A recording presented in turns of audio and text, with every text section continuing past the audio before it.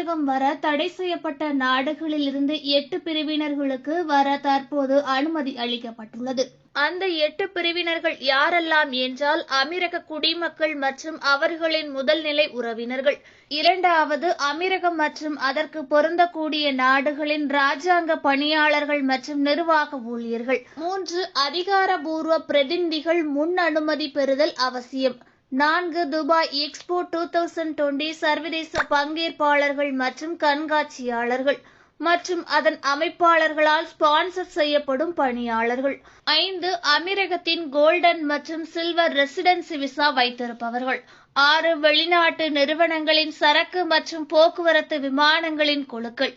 7, துறைமுகங்கள், எல்லைப் பகுதிகள், சுதந்திர மண்டலங்களின் பாதுகாப்பு பொது அதிகார சபையிடமிருந்து சம்பந்தப்பட்ட எமிரேட்ஸின் அவசர நெருக்கடி மற்றும் பேரிடர் மேலாண்மை குழுக்களின் தலைவரிடமிருந்து ஒப்புதல் பெற்ற தொழிலாளர்கள்.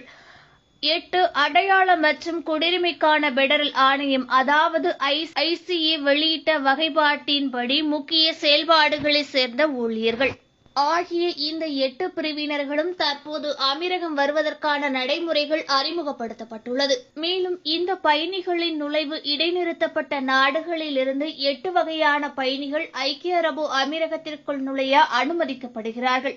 இருப்பினும் அவற்றின் நுழைவை எளிதாக்க சில கோவிட்-19 பாதுகாப்பு விதிமுறைகள் மற்றும் நெறிமுறைகளும் அறிமுகப்படுத்தப்பட்டுள்ளது.